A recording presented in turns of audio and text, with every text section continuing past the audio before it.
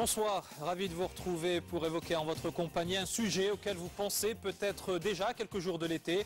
Je veux bien entendu parler c'est plus précisément du tourisme, un secteur stratégique pour le Maroc, gros générateur de recettes, mais aussi pourvoyeur d'importants investissements, des projets hôteliers ou de loisirs qui tentent de s'imposer malgré les effets de la crise mondiale. Sommaire.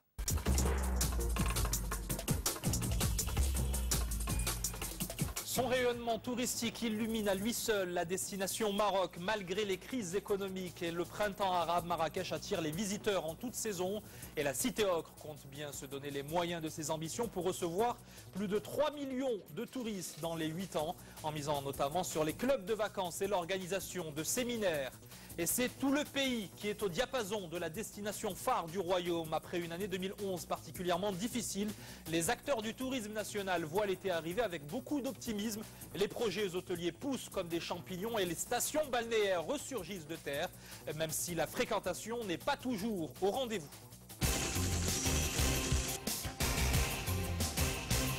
Pour nous accompagner tout au long de cette soirée, le ministre du Tourisme, Lahsen Haddad, bonsoir. Bonsoir. Alors, dans quel état d'esprit est-ce que vous êtes en tant que responsable et en première ligne sur ce secteur-là, à quelques semaines de l'été et quelques mois après être arrivé à cette fonction? On a senti un frémissement dans la fréquentation, dans les recettes touristiques. En ce début d'année, est-ce que ça augure d'une saison estivale, peut-être pas exceptionnelle, mais assez bonne? Ben écoutez, on est passé par 2 mois qui sont assez difficiles par rapport à 2011. Il faut dire que 2011 était spectaculaire les 2 premiers mois. Donc, janvier, février, on a accusé des réductions en termes d'arrivée et aussi en termes de nuitées. Mais il faut dire qu'on voit un peu les signes précurseurs d'une reprise un petit peu mitigée, mais on le voit en avril et je crois qu'en mai, en juin, on va voir beaucoup plus un rebondissement de l'activité touristique et surtout du flux touristique vers le Maroc. Est-ce qu'on peut considérer que l'année 2011, qui a été assez bonne au tout début, comme vous le dites, mais qui s'est ensuite gâtée en raison des événements qu'on connaît à l'international, est-ce qu'on peut dire que le cauchemar pour les opérateurs touristiques de l'année 2011 est derrière nous? Je ne sais pas encore. On est en train de travailler sur ça. On est en train d'être beaucoup plus agressif en matière de promotion et aussi de revoir l'aérien. Comme ça, on a beaucoup plus de dessertes aériennes. Donc, on est confiant. Tout le monde est confiant. On n'a pas cédé à la panique. On n'a pas cédé à la sinistrose. Donc, il y a quand même la mobilisation des professionnels et je crois que c'est ça qui compte. Et nous sommes prêts à rebondir. Nous sommes prêts à reprendre avec une bonne augmentation des flux touristes. Le facteur Ramadan, comment est-ce que vous allez le gérer? Le facteur Ramadan est un facteur important. L'activité touristique souffre dans le mois de Ramadan. On est en train de voir si on ne peut pas avoir un produit national pour le mois de Ramadan. C'est pas facile.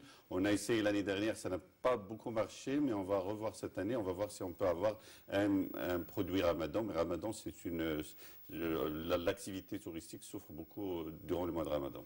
Alors en tout cas, ces dernières années, Marrakech a eu l'allure d'un chantier à ciel ouvert, certes, mais un chantier parfois figé. Des projets hôteliers qui auraient dû voir le jour il y a des mois sont à peine sur le point d'être livrés. Cette année, quelques 2700 chambres supplémentaires ouvriront dans la cité ocre, mais elles ne seront pas toutes occupées pour autant. Les hôtels de luxe sont à moitié vides et trop chers pour les familles marocaines. Des touristes nationaux qui risquent aussi de s'ennuyer. Alors la destination numéro 1 du royaume s'adapte et tente de faire son trou dans le Golfe. Enquête.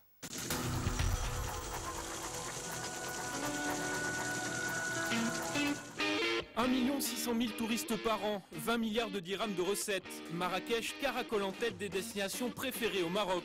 La ville ocre est aussi celle où les investissements touristiques sont les plus importants. Ils devraient dépasser les 4 milliards de dirhams en 2012 dans la seule hôtellerie, moteur économique du secteur. Les hôteliers ont pourtant vécu une année 2011 difficile et 2012 s'annonce également compliquée.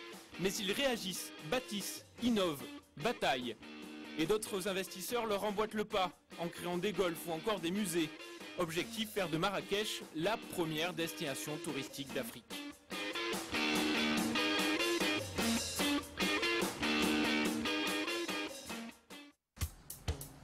Dimanche matin, journée de travail ordinaire pour Mohamed Gebroun, le délégué du tourisme de Marrakech. Au programme, tournée des projets dans l'est de la ville. C'est un grand projet, un méga projet, donc qui consiste à réaliser un grand golf de 27 trous avec un grand programme immobilier et hôtelier. C'est des investisseurs institutionnels, mais également privés marocains. Et donc ils ont commencé déjà par la partie, donc tout ce qui est viabilisation, lotissement.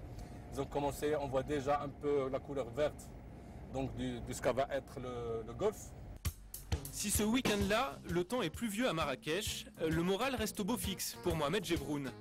Et il est vrai que les chiffres plaident pour lui 3 ans après son arrivée, au cœur de la crise économique. Pour être honnête, on n'a pas vraiment senti qu'il y a une stagnation ou bien une sorte de régression de l'investissement. Au contraire, la dynamique d'investissement a continué, pour ne pas dire que s'accentue davantage. Et la preuve, c'est qu'on a ouvert plus d'une 25 unités qu'on a classées cette année 2011. Et on a quelque chose comme 2700 chambres qui vont être opérationnelles. Et donc, c'est des hôtels, c'est des unités hôtelières et touristiques qui vont ouvrir courant 2012. Ces dernières années, Marrakech a doublé sa superficie au gré des nouveaux quartiers touristiques. La voiture est donc le premier outil de travail de Mohamed Gebroun, celui qui lui permet de suivre l'évolution d'un secteur trépidant. Alors là, on est vers un des fameux méga projets dont vous parliez tout à l'heure. Très bien, donc là nous sommes devant un hôtel Salman, donc une nouvelle unité hôtelière de luxe, de vraiment top niveau. Donc d'une à peu près 50 chambres, plutôt 58, donc très luxueuse. Cet hôtel disposerait également d'un haras pour chevaux de compétition. Le standing, le luxe, les services personnalisés, c'est devenu un passage obligé ici. Cette année, 18 hôtels doivent ouvrir, dont 12 seront des 4 étoiles, 5 étoiles ou palaces. Une vitalité qui enchante le secteur du bâtiment, mais beaucoup moins les hôteliers déjà installés et qui ont misé sur le luxe. Abdelatif Kabaj est à la tête d'une grande chaîne hôtelière marocaine, dont le navire amiral est ici, dans le quartier d'Agdal.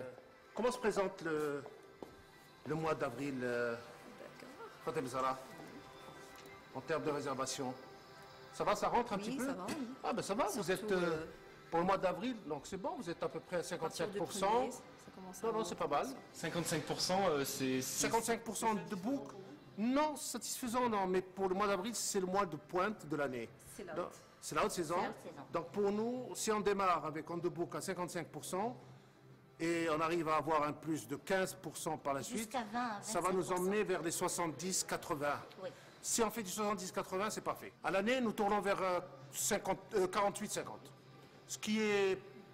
C'est pas le seuil de rentabilité. Un seuil de rentabilité dans l'hôtel, c'est 60-65. Or, on perd de l'argent sur cette unité. Et vous pouvez tenir combien de temps finalement en étant à 48-50 ? Jusqu'à ce qu'on crève. Si Abdelatif Kabaj peut encore en rire, c'est que ces autres hôtels compensent les pertes de celui-ci. Mais quand on investit 400 millions de dirhams pour des chambres grand luxe, un spa dernier cri, une salle de sport ou encore une crèche, la plaisanterie ne peut pas durer bien longtemps. Également à la tête de la Fédération nationale de l'industrie hôtelière, Abdelatif Kabaj tire aujourd'hui la sonnette d'alarme. L'investissement hôtelier ne doit pas venir seul. On aurait besoin de 2 ou 3 opéras, on aurait besoin de 2 ou 3 autres palais de congrès, on aurait besoin... Vous savez, il y a tellement de choses pour justement pouvoir occuper tous ces gens. Il faut des endroits. Il faut des endroits, il faut des moyens, il faut investir. Et je pense que l'investissement, c'est parce qu'il manque. Il y a beaucoup de gens qui veulent venir pour cela. Mais arrêtons de dire hôtellerie, hôtellerie, hôtellerie. Il n'y a pas que ça. Hein. Il y a un peu de tout. Il faut de tout pour faire une destination touristique. En ce moment, pour attirer le touriste à Marrakech, la mode est au golf. Comme ici, à une encablure de l'hôtel que nous venons de visiter. Une bonne manière de conjuguer luxe, séjour régulier et investissement immobilier. Ici, pas d'hôtel pour l'instant, mais des villas que les propriétaires peuvent louer aux touristes. Là, nous sommes sur une 3 chambres, une Amira, hein, qui d'ailleurs aujourd'hui en gestion locative. C'est-à-dire que pour le client qui est propriétaire, nous gérons un peu cette maison et nous la louons pour lui, en lui servant une rentabilité locative mensuelle. Quelques milliers de dirhams par mois, pas de quoi rembourser un achat de 6 millions. Mais pour les propriétaires de villas comme pour les gestionnaires du golf, la crise est passée par là. L'objectif, c'est surtout ne pas perdre d'argent. La question de la rentabilité est d'ailleurs un sujet sensible. On voit en long terme, clairement. Hein, clairement, c'est du long terme. C'est-à-dire ? Ah, vous me posez des questions là qui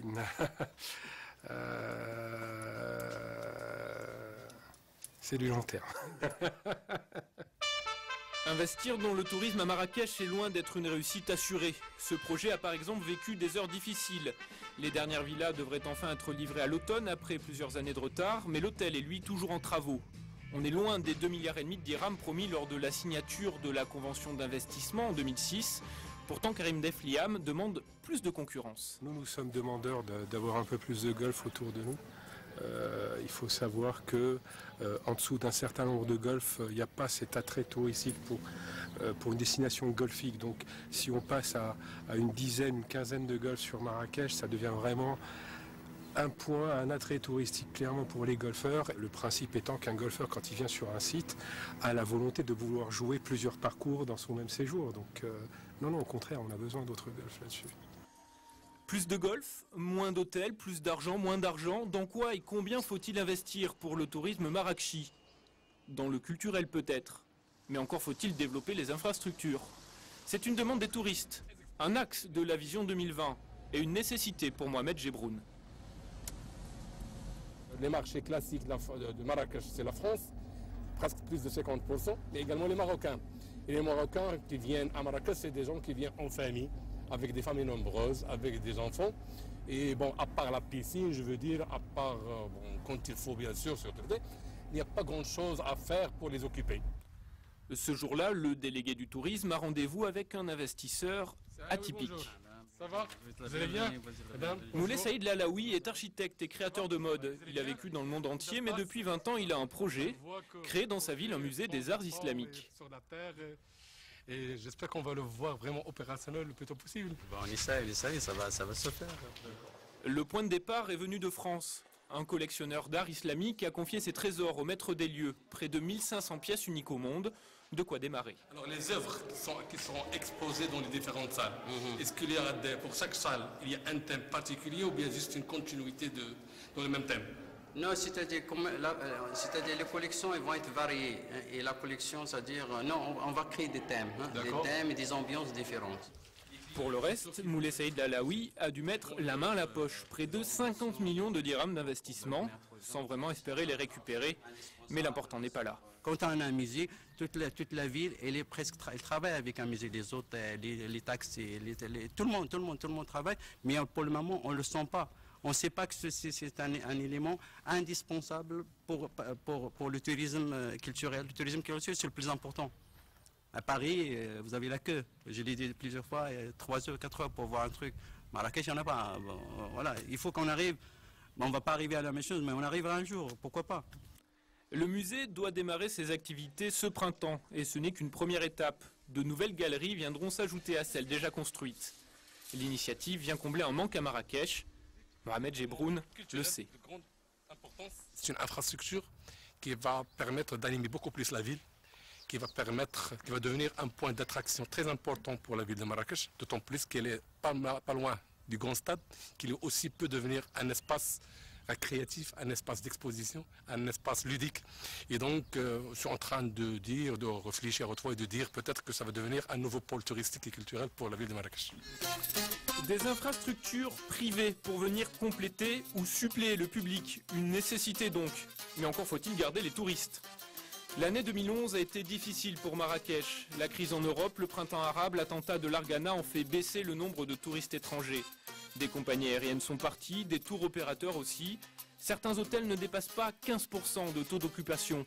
Résultat, des prix et des prestations tirés vers le bas. Pour résister, des hôteliers ont donc décidé d'investir ailleurs que dans les prix et la pierre. La bouffée d'oxygène de Larsen Zelmat, ce sont les congrès. On a à peu près une douzaine de congrès par an qu'on fait essentiellement avec le corps médical. Ce week-end-là, ce sont des cardiologues, de quoi compenser des semaines creuses de plus en plus nombreuses. C'est un plus pour le tourisme, puisqu'il y a beaucoup d'étrangers qui participent. Il y a des Européens, il y a des Africains, il y a des Maghrébins.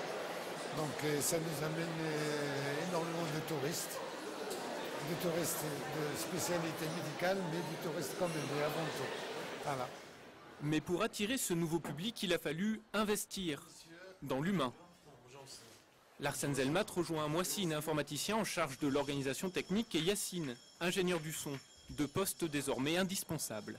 Ce n'est plus un luxe, c'est une obligation, parce que sans ces messieurs, l'hôtel ne pourrait pas fonctionner comme il faut. Ils ne pourront pas répondre aux attentes des gens et des congressistes comme le cas d'aujourd'hui. Mais les congrès ne compensent pas toujours la crise. Les tours opérateurs ont par exemple ralenti leur activité. Le nombre de voyages organisés depuis la France a diminué de 30% cet hiver. Depuis quelques mois, Larsen Zellmat est donc parti à l'assaut d'un nouveau marché, Internet, et ses clients en ligne.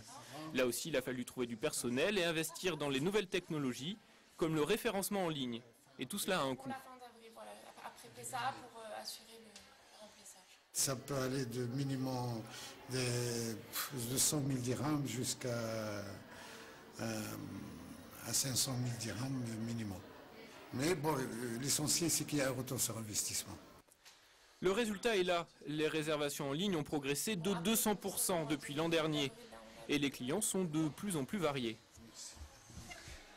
Au départ, c'était plutôt pour les individuels, si vous voulez, le consommateur lambda qui cherche un hôtel pour ses vacances. Mais maintenant, il y a tout ce qui est B2B, c'est-à-dire c'est des centrales de réservation, mais pour les grossistes. C'est comme des tours opérateurs, mais en ligne. Donc maintenant, c'est les agents de voyage, c'est même les sociétés. Réorienter son activité, conquérir de nouveaux clients et surtout s'adapter à leur goût. Voilà le nouveau défi quand on veut investir à Marrakech. Des préceptes appliqués à la lettre par Abdelatif Kabaj. Where you come from? On vient de Paris. Ah, de Paris alors, bon, donc c'est français. Exactement. Bienvenue. Merci. Bon séjour. Mais pas question pour lui de se fâcher avec les tours opérateurs. Il est associé avec eux pour son dernier né, un hôtel club en pension complète. On s'est rendu compte que tous les clients, de plus en plus, veulent arriver dans un hôtel, ne plus mettre la main à la poche et avoir tout gratuit. Et croyez-moi, cette demande, elle est de plus en plus importante.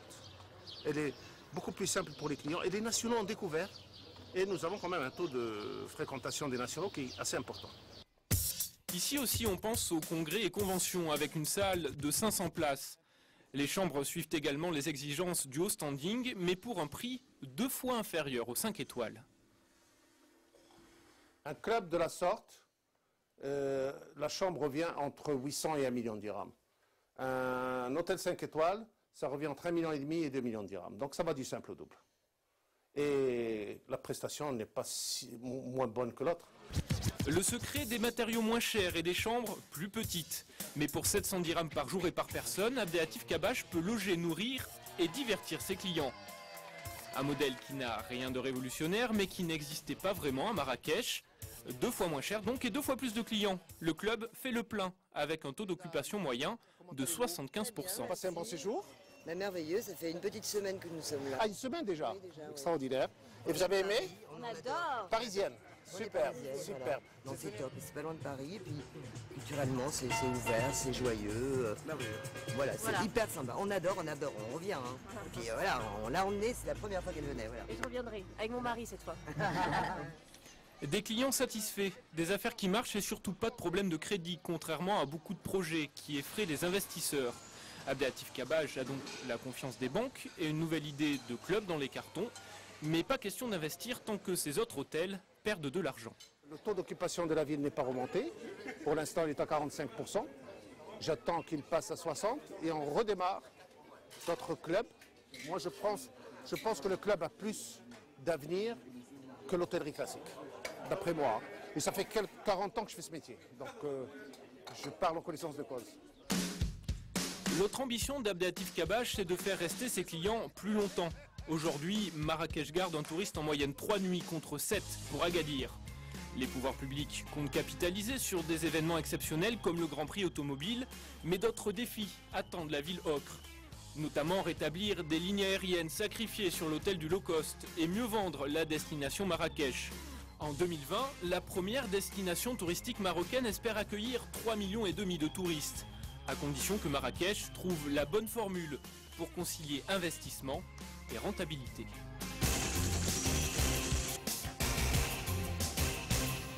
Alors Hassan Haddad, ce qu'on peut tirer comme enseignement du reportage qu'on vient de voir, c'est véritablement une certaine vision du tourisme tel qu'on l'a conçu au Maroc, où on pourrait résumer ça à la construction d'hôtels, de l'hôtellerie pour recevoir des visiteurs étrangers.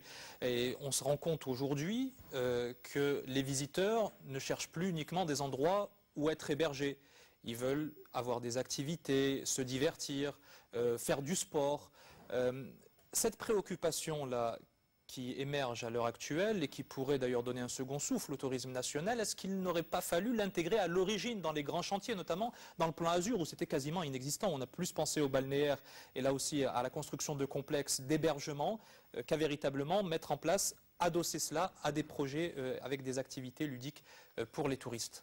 Écoutez, ce qui s'est passé, c'est qu'on avait tablé sur le balnéaire pour arriver à 10 millions de touristes, mais on est arrivé à 10 millions de touristes, mais on est passé par Marrakech. Donc Marrakech a pris quand même un développement qui n'a pas été dans la vision 2010 quand on l'avait conçu tout à fait au début. Donc Marrakech s'est développée, est devenue une destination mature, elle est prisée par les touristes, elle est prisée par les investisseurs. Et donc, il y a aussi le phénomène de l'immobilier qui a tiré aussi l'investissement touristique vers le haut. Et c'est pour cela qu'on se trouve dans une destination, il y a quand même une capacité assez importante. Il y a aussi beaucoup d'investisseurs qui viennent pour construire des hôtels, etc. Alors, mais cet attrait-là, cette attraction de Marrakech, la ville a payé le prix de son succès parce qu'on a eu plusieurs chantiers, d'ailleurs on l'a vu dans le reportage, qui ont été contraints, faute de liquidité, à cause de la crise, à cause de plusieurs éléments conjoncturels, d'arrêter et puis qui commencent maintenant à reprendre. Là, en tant que ministre du Tourisme, est-ce que vous n'avez pas un rôle à jouer dans l'orientation des investisseurs, dans l'orientation des projets qui vous sont proposés sur le plan touristique? Notre rôle au niveau du ministère du Tourisme avec les autorités locales, c'est de réguler et d'orienter l'investissement touristique. Maintenant, nous avons une capacité hôtelière suffisante en termes d'hôtellerie classique. Ce dont on a besoin sont beaucoup plus les hôtels à haute valeur ajoutée, qui sont des enseignes internationales,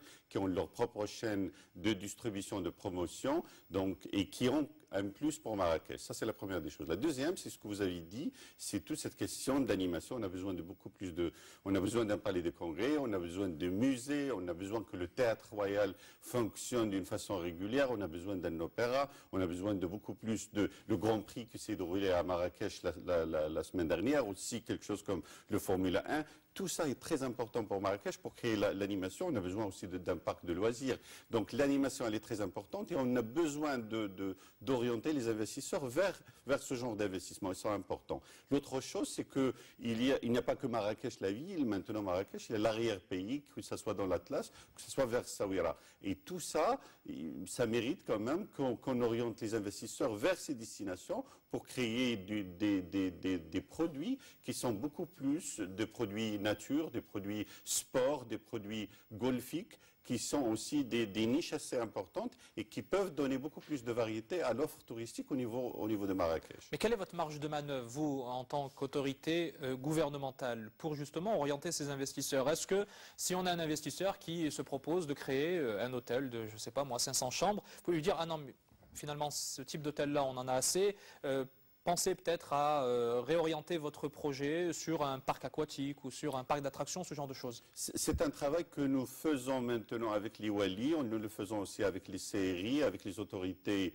les élus, la région, pour orienter. C'est-à-dire qu'il faut que nous avons un plan qu'on est en train de mettre en place. C'est un plan qui va avec ce sont les contrats programmes régionaux et ces plans-là, c'est pour orienter effectivement, réguler, si vous voulez, l'offre touristique en termes de quels sont les projets structurants qu'on veut avoir dans une destination bien déterminée, en l'occurrence Marrakech, et aussi quels sont les autres projets. Et puis s'il y a les investisseurs qui viennent, on va leur dire, voilà, écoutez, là, on a besoin d'avoir un projet structurant, est-ce que vous voulez investir là, on a besoin d'un parc. Établir une espèce de schéma directeur. Il y a un schéma directeur qu'on est en train de mettre en place et ce schéma directeur, c'est ce qu'on va présenter aux investisseurs.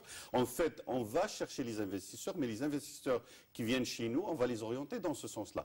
Et ce schéma directeur, c'est un schéma directeur qui est conçu avec l'apport de tout le monde, que ce soit les autorités locales, que ce soit les élus, le CRI, et avec aussi, bien sûr, le ministère du Tourisme. C'est un travail qu'on doit pouvoir. Ce n'est pas facile d'orienter les investisseurs parce qu'ils ont leurs propres idées, ils ont leurs idées qu'ils ont trouvé quelque part qu'elle marche, ils veulent venir à Marrakech et la mettre à Marrakech, mais c'est un travail qu'on doit faire. Un travail de pédagogie, d'orientation, aussi de régulation. Vous parliez des grandes chaînes d'hôtellerie que vous préconisez donc pour une ville, une destination comme Marrakech. Malgré tout, ces chaînes de luxe, ces hôtels de luxe qui se sont implantés, qui ont poussé d'ailleurs comme des champignons un peu partout dans la cité ocre.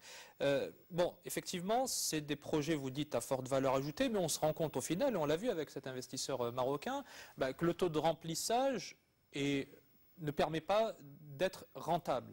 Là aussi, il y a peut-être une réflexion à opérer, vous en tant qu'autorité gouvernementale, en tant que décideur, sur ces projets-là. Effectivement, c'est une bonne chose pour la cité d'avoir des investissements, mais peut-être qu'est-ce qu'il ne faut pas réfléchir à une fois que l'investissement est opérationnel et le taux de remplissage là, et la rentabilité de ces hôtels, elle est problématique aujourd'hui. Elle est problématique, mais c'est conjoncturel. Ces hôtels de luxe et ces hôtels 5 étoiles qui font un taux de remplissage de 50%, il y a d'autres hôtels qui ne font que 15 et 20%. Donc ce sont les enseignes internationales qui font un taux de remplissage en période de crise de 50%. Ça veut dire quoi? Ça veut dire une fois on reprend avec une augmentation de flux touristiques, ça veut dire que ces hôtels vont revenir à 60, 65 et 70%. Donc, durant les vacances, ces vacances d'avril, c'était du 70 à 75%. Donc c'est relatif et c'est conjoncturel le fait que ces hôtels affichent un taux de remplissage qui est au 50%. 50% en termes de crise, ce n'est pas quelque chose qui est tout à fait... Mais il y a d'autres hôtels qui ne sont pas adossés à des enseignes internationales qui sont à 15%, à 20%. C'est là où il y a le grand problème. Marrakech, on l'a dit, c'est la destination phare du Maroc. Marrakech, c'est vraiment l'image du royaume. Comment est-ce que vous avez réagi en tant que ministre du Tourisme à la dernière sortie médiatique de votre collègue du ministère de la Justice autour des visiteurs étrangers qui se rendent à Marrakech? Certains ont même parlé d'un attentat. Ça nous rappelle le malheureux événement de l'année dernière contre la destination et contre le tourisme national. C'est quand même dur. On a une conjoncture économique qui est difficile et puis on n'est pas aidé par un membre de l'équipe gouvernementale. Comment on fait pour s'en sortir? Nous avons dépassé cette polémique. C'était des propos qui étaient peut-être mal placés. Je crois qu'il a reconnu que ce n'était pas à lui de faire des commentaires par rapport au tourisme. Je salue son courage. Il a retiré ce qu'il a dit. Et maintenant, on passe à autre chose. Je crois que ça a été dit dans un contexte bien déterminé. J'ai remis les pendules à l'heure. Il a accepté. On a dépassé. Je crois qu'il faut dépasser ce genre de choses. C'est-à-dire vous vous serrez la main en Conseil de gouvernement? Nous sommes des amis, nous étions des amis avant, nous le sommes toujours. Je crois que c'est quelque chose qu'on a dépassé. Donc il faut... Marrakech, c'est une destination phare. Marrakech, c'est la première destination du Maroc. On invite tous les touristes du monde à venir découvrir les charmes de Marrakech. Et je crois que le seul qui peut parler de la destination Marrakech, c'est le ministre du Tourisme sous la tutelle du Premier ministre. Marrakech, une destination phare. Est-ce que Marrakech ne fait pas quand même de l'ombre aux autres destinations marocaines? Parce que c'est quand même la destination Maroc que vous défendez, pas vrai. Uniquement Marrakech. C'est vrai, et c'est ça peut-être un peu la force et la faiblesse, si vous voulez, du tourisme marocain. La force, c'est qu'on a une destination phare qui le tire vers le haut, mais en même temps, on dépend de Marrakech. Donc, quand il y a un problème à Marrakech, c'est tout le tourisme au Maroc qui souffre. Donc, c'est pour cela que dans la vision 2020, on est en train de territorialiser l'offre touristique et on est en train de territorialiser aussi la demande par rapport à d'autres destinations. Donc, ce n'est pas que Marrakech, il y a aussi Fès qui est très importante et Meknès comme destination touristique culturelle. Il y a aussi l'offre culturelle de Tanger-Tétouan qu'on est en train de promouvoir. Il y a aussi tous les ressorts qui sont dans les vallées. Tout ça, ce sont des produits culturels assez importants. On va en parler dans la suite de cette émission. Vous avez beaucoup parlé du luxe. Et si le salut du tourisme national venait, en revanche, de l'investissement moyen de gamme, le leader mondial dans le secteur compte investir 1 milliard de dirhams dans le royaume, de quoi accélérer la mise en œuvre de la vision 2020 que vous évoquez à l'instant, sans pour autant assainir les projets en souffrance du plan Azur, à commencer par ces stations balnéaires toujours pas achevées, et ou pour certaines même pas encore lancées. Et alors, pour éviter les défaillances du passé, l'État a mis la main à la poche et impliqué des opérateurs privés nationaux avec l'ambition à terme de générer quelques 140 milliards de dirhams de recettes et attirer quelques 20 millions de visiteurs. Reportage.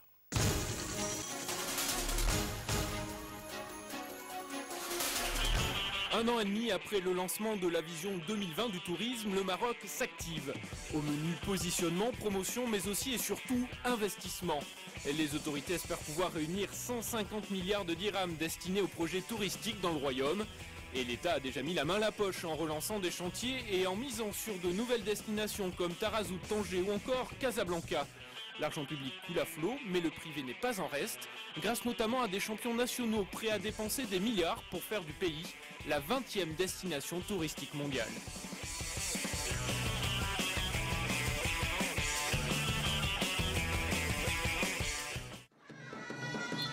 Zone franche de Tanger au début du mois de février. Ambiance festive, mais fraîche sur ce parking. Tout le monde attend l'invité d'honneur d'une inauguration pas comme les autres. Le tout nouveau ministre du Tourisme vient donner le coup d'envoi d'un important investissement touristique, près d'1 milliard de dirhams pour une série de 24 hôtels très économiques lancés par le numéro 1 mondial de l'hôtellerie. Le premier établissement est inauguré ce jour-là. Dans un premier temps, on était très tourné sur une hôtellerie très haut de gamme, plutôt, au milieu de gamme et plutôt loisirs. Et en fait, on a réorienté ces dernières années pour être un peu plus sur l'économique, tout en continuant à faire de l'hôtellerie milieu et haut de gamme, et un peu plus sur l'hôtellerie affaires. Mais le groupe français n'est pas seul dans ce projet. Dans le tour de table, des banques, un assureur, mais aussi un poids lourd de l'économie nationale qui mise beaucoup sur ce type d'hôtellerie touristique. Et dernièrement, on s'est lancé dans ce segment, effectivement, qui est un segment très porteur, parce que le tourisme marocain jusqu'à maintenant, il y a des 3 étoiles, des 4, etc. Mais dans le domaine du tourisme économique, il n'y a pas de standard et les gens n'arrivent pas à trouver de... Je pense que c'est un créneau très intéressant. Celui qui va devoir s'assurer de la réussite du concept, c'est lui, Christian Rousseau. Mesdames et messieurs les élus, mesdames et messieurs, bonsoir. Après une demi-douzaine d'années passées en Grande-Bretagne, il est désormais chargé de la branche marocaine. L'hôtellerie économique, c'est son domaine. Il a développé l'offre du groupe chez les Britanniques. Donc ça, c'est une chambre qu'on qualifie de chambre triple, puisqu'en fait, on peut avoir, on a un lit double pour deux adultes, et on a un lit superposé où on peut coucher un adulte ou un enfant. Pour lui, l'intérêt de ces hôtels est bien sûr de répondre à un besoin, mais aussi de profiter du réseau déjà bâti par son partenaire marocain. On a potentiellement maintenant des Marocains qui vont voyager du nord du pays vers le sud, du sud vers l'ouest, etc. Et qui vont avoir des besoins de séjourner au cours de leur voyage. Et donc aujourd'hui, on est en train de développer des hôtels sur des sites à proximité par exemple de stations-service. Et là, il y avait une vraie synergie possible. Des hôtels à 350 dirhams la nuit adossés à des stations-service et des restaurants, l'idée fait son chemin depuis quelques années. Dans la zone franche de Tanger, c'est déjà le cas, de quoi répondre aux besoins des touristes et des hommes d'affaires dans la ville du Détroit. Il faut qu'il y ait quand même l'offre pour qu'on crée la demande par rapport au tourisme d'affaires au niveau de Tanger. Et notre rôle en tant que département, c'est d'accompagner Tanger, d'accompagner les élus de Tanger et aussi la ville de Tanger à s'équiper en termes d'infrastructures. Si Larsen Haddad encourage autant les hôteliers, c'est que l'État va très bientôt avoir besoin d'eux. La vision 2020 du tourisme implique en effet une politique de grands travaux. Le port de Tanger est par exemple en train de se métamorphoser. Et l'un des garants de cette petite révolution, c'est Hassan Zerma. Comment le projet est né, c'est que bon, l'activité industrielle du port a été transférée au port industriel de la ville, le port de Tanger-Med. Et donc il fallait faire quelque chose de l'infrastructure portuaire qui est là. Et donc c'est de là d'où est venue l'idée justement de reconvertir le port dans deux métiers, deux filières portuaires à très forte vocation touristique, la plaisance et la croisière. Fini donc les usines de crevettes et le vieux port de pêche, place à une marina, des bateaux géants, des équipements culturels et même un projet inattendu. Vous voyez là en fait nous sommes en train de faire des sondages géotechniques pour les besoins du téléphérique, puisqu'il y aura un téléphérique qui va relier la Casbah au port et puis à la ville moderne. Un téléphérique donc, une première au Maroc. Dans 4 ans, le nouveau port devrait ressembler à ça. Des dizaines d'hectares de zones de loisirs avec un cinéma, un musée, une immense place publique, des commerces, des résidences haut standing et bien sûr de l'hôtellerie. La chaîne d'hôtels économiques s'est d'ores et déjà engagée à en ouvrir un sur place. D'autres devraient suivre. Car pour réussir, le nouveau port de Tanger a besoin d'investisseurs. Le projet représente quelques 7 milliards de dirhams d'investissement, dont 2 milliards en investissement en infrastructure portuaire et 5 milliards d'investissement dans l'urbain, dans le terrestre. Pour les 2 milliards, en fait, donc c'est de l'investissement public. Il y a également des investissements privés, les hôtels, le multiplex cinématographique et puis le palais des congrès qui est adossé à l'hôtel 4 étoiles. Les premiers appels d'offres ont été lancés début avril. Désormais, c'est à l'agence d'aménagement du port de faire le tri et de choisir les bons investisseurs, car le Maroc a vécu de sérieuses désillusions en la matière ces dernières années. Direction Rabat, c'est là qu'est installée pour l'instant la société d'aménagement et de promotion de la station touristique de Tarazout.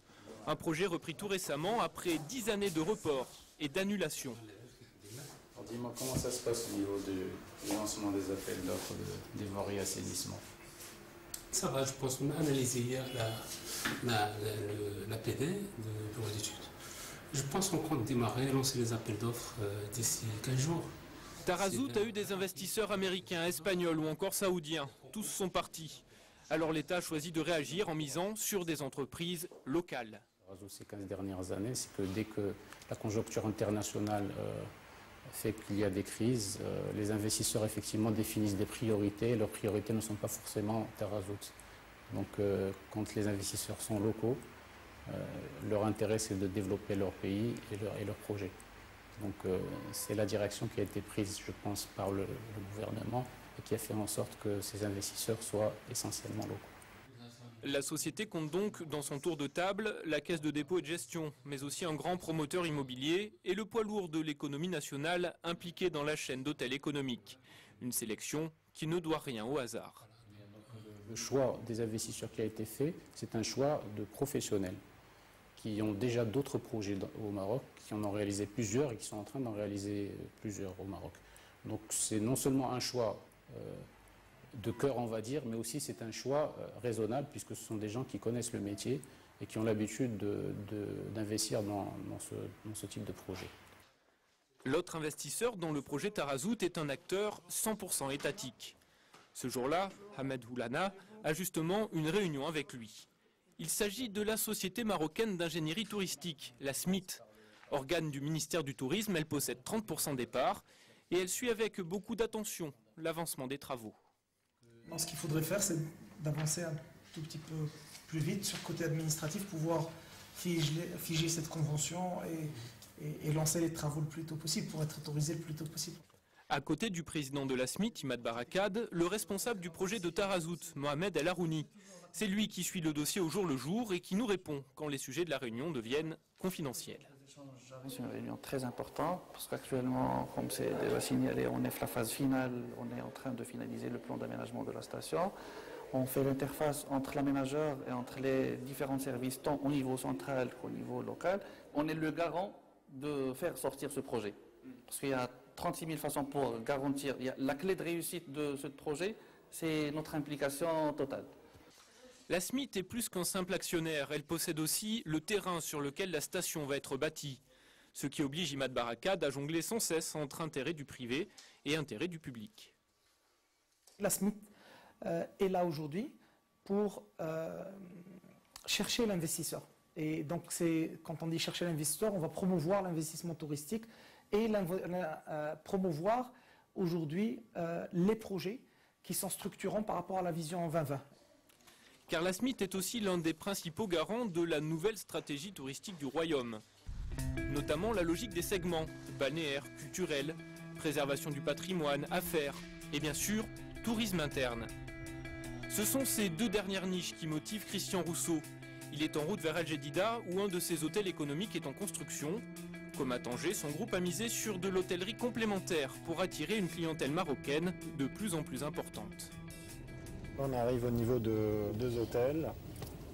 Un donc, qui a ouvert il y a quelques années et un hôtel qui marche très bien avec une clientèle, plutôt clientèle domestique. Et donc le nouvel hôtel qu'on va ouvrir d'ici le mois d'avril. Le premier hôtel est ouvert depuis 7 ans. Il profite des activités économiques de la région, les phosphates par exemple. Résultat, l'établissement est souvent plein. C'est plus de 70% de l'activité qui est générée avec une clientèle à faire. Cela étant, ce qui fait un peu la caractéristique aussi de cet hôtel à El Jadida, c'est qu'il est en front de mer et c'est un atout formidable aussi pour capter une clientèle plus loisir. Donc les 2 mois d'été, par exemple, on est complet avec des clients marocains. La société qui emploie Christian Rousseau a donc logiquement décidé d'ouvrir son second hôtel à proximité. Aujourd'hui, rendez-vous avec le chef de projet. Là, on se trouve dans la salle petit déjeuner avec, tu vas noter la différence par rapport aux autres. On a agrandi un petit peu de 25% cette surface. D'accord. Pour avoir un petit peu plus de tables. Et surtout, on va avoir des baies vitrées toute hauteur pour profiter de cette vue magnifique. D'accord. Objectif, réaliser l'hôtel pour environ 40 millions de dirhams. Un des challenges, c'était de réussir à adapter un produit qui existe en France, qui existe en Europe, l'adapter au Maroc en faisant notamment un sourcing local. Donc faire avec les matériaux du Maroc. Par exemple, au niveau des chambres, en France on va retrouver du PVC, du linoléum. Ici on a du carrelage. Comme à Tanger, l'hôtel joue sur la convergence avec les commerces de son actionnaire marocain. En termes de logique marketing par rapport à la clientèle, effectivement, il y a la restauration sur les sites, l'hébergement, l'hôtellerie avec... Et ça offre une proposition pour le client sur ce site qui est complémentaire. La complémentarité des investissements, un souci constant pour la société et le fonds d'investissement qui finance les hôtels. À Casablanca, le vice-président du fonds est lui aussi en visite sur le chantier du futur fleuron de sa flotte. On va arriver à tenir le délai. Inch'Allah, comme on dit. Voilà, c'est ça, tout à fait. Bien sûr, un hôtel comme ça, c'est pratiquement 500 millions de dirhams d'investissement pour Risma. C'est également de pouvoir se développer le week-end, notamment avec, je dirais, une forme de tourisme culturel sur Casablanca, et également de profiter du lancement de Morocco Mall pour aussi faire venir des gens qui vont pouvoir venir faire des emplettes et des achats au Maroc. Donc 500 millions ici, 1 milliard pour les hôtels économiques. Le fonds d'investissement ne regarde pas la dépense. D'ailleurs, il n'a toujours pas versé de dividendes aux actionnaires, préférant miser sur les investissements et suivre la feuille de route du royaume. L'idée, c'est d'accompagner la vision touristique du Maroc en créant une offre hôtelière diversifiée, c'est-à-dire du 2 étoiles au 5 étoiles. La nouvelle politique de la vision 2020 qui vise à satisfaire la clientèle marocaine, je pense qu'on est en plein dedans, puisqu'on peut dire que sur certaines gammes de nos hôtels, on est dans une très grande majorité avec des clients marocains. Cet hôtel est lui plutôt destiné à une clientèle d'affaires internationale. Une offre luxueuse à l'image de la future suite royale, dotée d'une vue imprenable sur Casablanca.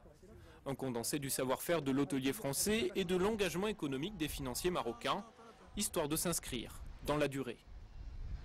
C'est une présence durable qui fait qu'effectivement, même s'il y a des à-coups économiques, même s'il y a des problèmes, même s'il y a eu des crises, on en a connu depuis 2001, et effectivement, la présence est constante et la feuille de route qui a été dessinée lorsque nous sommes arrivés au Maroc, elle est maintenue avec l'objectif, bien sûr, d'être parmi les premiers du Maroc dans ce secteur. Éviter les crises et voir plus loin qu'un investissement à court terme, ce sont aussi les 2 piliers du projet de Tarazout. Encore faut-il que sur le terrain, les choses avancent. En tant que responsable du projet à la Smith, Mohamed El Harouni a donc des semaines bien remplies. Et parfois déplacement en début de la semaine, mercredi, jeudi à Rabat, et vendredi, samedi et éventuellement dimanche en déplacement. Avant de prendre la direction du chantier, il a rendez-vous à Agadir, au centre régional d'investissement.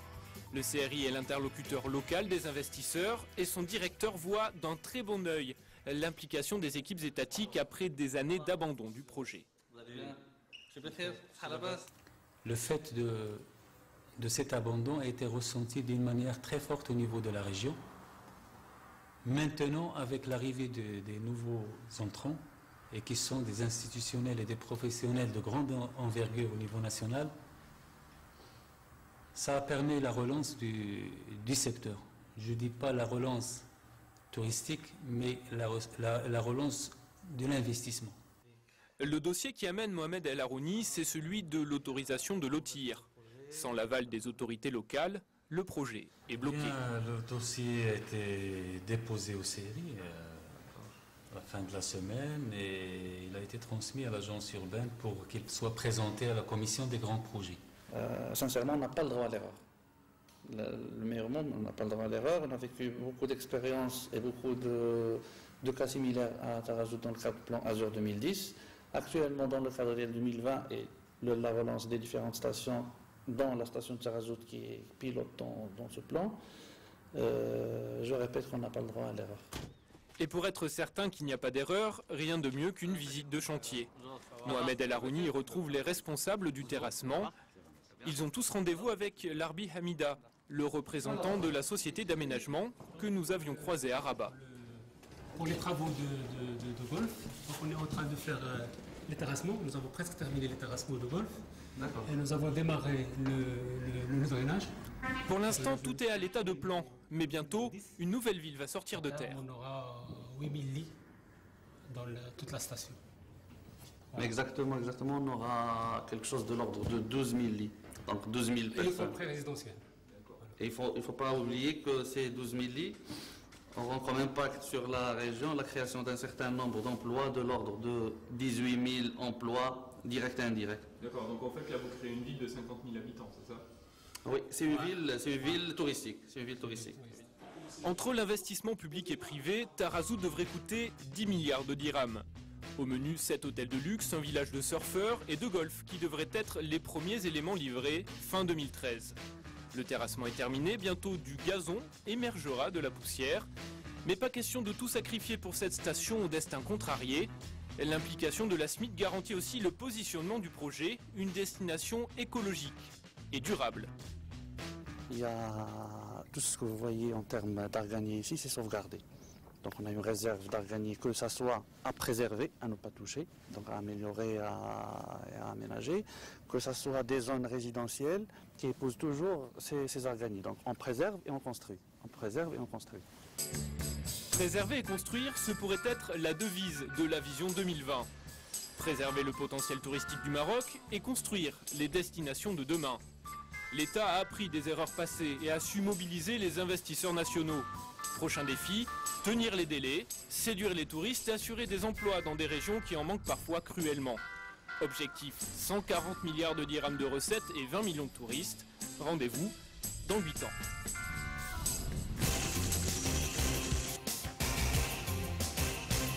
Hassan Haddad, dans 8 ans, est-ce que ces fameuses stations balnéaires seront définitivement livrées? On a l'impression, un boulet qu'on traîne au niveau de cette stratégie touristique depuis 2010, on va dire. Vous en avez hérité. Le plan, la vision 2020 intègre aussi ces stations balnéaires. Finalement, le problème qui se pose, c'est peut-être un problème de vision. Est-ce que dès l'origine, on n'aurait pas dû orienter le Maroc vers ce tourisme balnéaire, vers cette stratégie de stations balnéaires, ou du moins ne pas les lancer toutes en même temps? Les deux. Je crois qu'on aurait dû peut-être avoir une autre conception de ces stations, parce qu'on avait conçu que ces stations, on va les construire en différentes phases. C'est que le secteur privé international qui va le faire, et c'est aussi, ça peut se développer juste la mer et les hôtels, et puis vous aurez des stations qui sont là. Alors, ce qu'on a trouvé, c'est qu'on ne peut pas faire un phasage et en même temps viabiliser ces stations. Donc c'est pour cela que maintenant on opte pour one shot, on va construire ces stations. Ça, c'est la première des choses. C'est-à-dire qu'on ne va pas phase par phase. On ne va pas phase par phase parce que les phases ne vous permettent pas d'avoir une masse critique. Comme ça, vous avez quand même un flux touristique assez important pour passer à la deuxième phase. Donc, le phasage n'a pas été une bonne chose pour ces stations. La deuxième des choses, c'est que les investisseurs étrangers, internationaux, on a eu des problèmes parce qu'il y avait la crise et puis on ne pouvait pas contrôler, gérer toute une station. Donc, on avait pas mal de problèmes. Maintenant, c'est l'État avec la CDG, avec d'autres fonds nationaux qui sont dans le tour de table de ces stations. L'autre chose qu'on avait fait, c'est qu'on avait commencé par le résidentiel et puis on est parti vers l'hôtellerie. Des fois, ça ne marche pas. Le résidentiel, et puis il y avait des problèmes et c'est pour cela qu'on s'est trouvé avec du résidentiel au niveau de Saïdia avant l'hôtellerie. Donc tous ces problèmes-là. Et l'autre chose qui est importante, c'est que il y avait de la saisonnalité, plus on va vers le nord du Maroc. Par exemple, Saïdia et Luxus, il y a beaucoup plus de saisonnalité que vous trouvez au sud du Maroc. Ce qu'on aurait dû faire, c'est peut-être développer les stations autour d'Agadir, comme ça on a une station balnéaire assez importante de 100 000 lits ou de 120 000 lits, et puis après on peut aller vers les autres stations. On ne l'a pas fait, maintenant on est en train de reprendre. Donc ce qui va se passer, c'est que le tour de table il est là, on est parti sur Tarazout, donc le train est mis en marche. La même chose pour Saïdia, on va continuer à construire, mais ce qu'il faut faire au niveau de Saïdia, les stations du Nord, c'est comment réduire la saisonnalité. Alors, on va en parler. Au niveau de la stratégie que vous avez pour laquelle vous avez opté, donc grosso modo, ce qui s'est passé, c'est qu'on avait des investisseurs étrangers qui ont signé, qui se sont engagés, etc. La crise est passée par là, 2008, 2010. Et puis ils sont partis. Oui. Donc vous vous êtes dit, comment est-ce qu'on fait pour éviter cette défaillance? On ne fait pas appel à de nouveaux opérateurs étrangers, on fait appel à l'État, donc qui va s'impliquer à travers l'aménagement d'infrastructures, c'est ça, et puis des opérateurs privés, mais qui sont marocains, qui n'auront pas où fuir finalement. Il y a premièrement l'État. L'État n'est pas en train de construire ces stations parce que l'État, c'est à 30%. La SMIT contribue par exemple à Tarazout. Il a aussi le CDG, mais il y a aussi d'autres investisseurs nationaux. L'État est là pour garantir et pour rassurer ces investisseurs, pour drainer aussi des investisseurs. Ça ne veut pas dire qu'on ne va pas avoir des investisseurs internationaux, mais ce qu'on va faire, c'est de mettre en place la station, c'est d'aménager la station, et on peut attirer les investisseurs, que ce soit des investisseurs qui seront propriétaires du mur ou des investisseurs qui sont des gestionnaires de ces hôtels-là. Mais là où on a fait le nouveau business model, ça veut dire que l'État est dedans pour assurer que les stations se construisent, pour aussi rassurer les investisseurs et aussi avoir le tour de table marocain, parce que, comme vous l'avez dit, les tours de table marocains seront là. Et poursuivre de très près ces projets-là. Tarazout, on l'a vu dans le reportage, on en est au terrassement pour l'instant, donc c'est près d'Agadir. Combien de temps vous donnez pour livrer le projet? Les premiers hôtels, on va commencer à les livrer en 2014-2015 et on continue vers les autres hôtels. Je crois que vers 2017, on va finir avec la station de Tarazout. Est-ce qu'on ne risque pas d'être confronté au même problème que celui qu'a connu Saïdia, avec une fréquentation finalement qui n'est pas au rendez-vous, avec des opérateurs là, des chaînes, notamment des grandes marques, d'ailleurs Barceló qui a quitté la destination. Est-ce que vous ne craignez pas que finalement, vous parliez de saisonnalité, on ait du monde plus ou moins pendant l'été, puis que le reste de l'année, il n'y a personne qui fréquente ces stations balnéaires-là? Mais Agadir, c'est différent. Par exemple, si on parle d'Agadir, Agadir, c'est le printemps éternel. Donc, vous avez quand même la saisonnalité, ça n'existe pas à Agadir. Donc, ça, c'est la première des choses. La deuxième, c'est que les gestionnaires de ces hôtels sont des enseignes qui sont très importantes. Les gestionnaires n'ont pas de problème. Et puis, le fait qu'il y a Agadir qui est juste à côté avec un aéroport international, avec bien sûr un flux touristique, c'est une destination à part entière juste à côté, ça veut dire que Tarazout va s'adosser sur une enseigne qui est internationale. Donc ce n'est pas le cas de Vous êtes en train de nous dire qu'il n'aurait pas fallu faire la station balnéaire à Saïdia? Maintenant, on a la station balnéaire à Saïdia. Alors comment on fait? De la développer.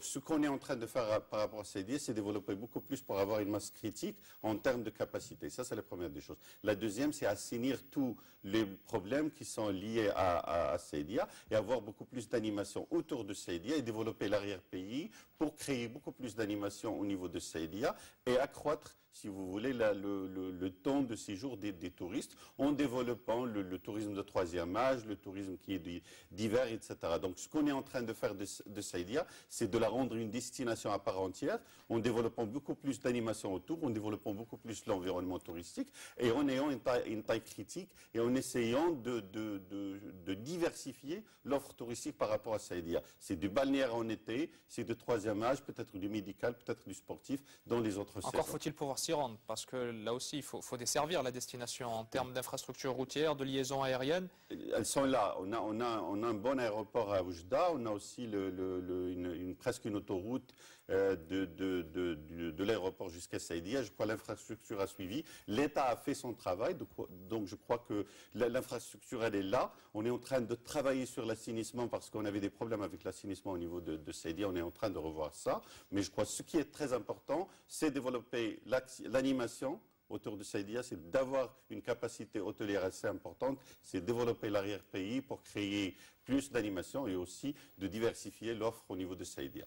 À la fin de l'année dernière, il y a un fonds qui a été créé justement pour la promotion et l'investissement touristique, un fonds qui a englobé des investisseurs donc qataris, d'Abu Dhabi et du Koweït, 21 milliards de dirhams. L'argent a été réuni et est-ce que les projets ont été identifiés par rapport à ce fonds d'investissement? Nous sommes en processus d'identification des projets. Ce sont des projets structurants assez importants qui vont donner à différentes destinations au niveau du Maroc une portée, une importance assez importante. Donc les projets sont identifiés, les business plans sont faits. On doit s'orienter vers quel type de projet? Il y a des marinas qu'on va développer, il y a aussi des projets, des packages de projets dans des destinations bien déterminées, il y a une batterie d'hôtels avec des musées dans d'autres destinations. Donc ce sont des projets qui sont en phase de finalisation pour la présentation au Fonds Wissal, dont le FMDT, le Fonds marocain de développement touristique, est partenaire également. Le Fonds marocain de développement touristique qui a besoin de 150 milliards de dirhams pour mettre en place la vision 2020, étant donné la conjoncture, étant donné les finances de l'État, comment est-ce que vous allez faire pour réunir tout cet argent-là? Ce n'est pas le fonds qui a besoin de 150 milliards, c'est toute la vision qui a besoin de 150 milliards de dirhams d'investissement. Il y a une part de l'État qui est aux alentours de 20 milliards de dirhams, mais nous sommes confiants qu'il y a pas mal d'investisseurs qui sont intéressés et nous sommes confiants avec les roadshows qu'on fait, avec le travail qu'on fait, avec différents investisseurs à travers le monde, qu'on va pouvoir réunir ces 130 milliards dont nous avons besoin. C'est aussi un investissement qui va se faire au niveau des régions, au niveau local. Donc ce n'est pas seulement l'État, c'est aussi les collectivités qui vont devoir investir, mais c'est aussi les investisseurs privés marocains et étrangers. Nous sommes confiants qu'on va y arriver. Hassan Haddad, merci d'avoir répondu à notre invitation. Merci à vous de nous avoir suivis. À bientôt pour un nouveau numéro d'éclairage. Et bonne fin de soirée sur 2M.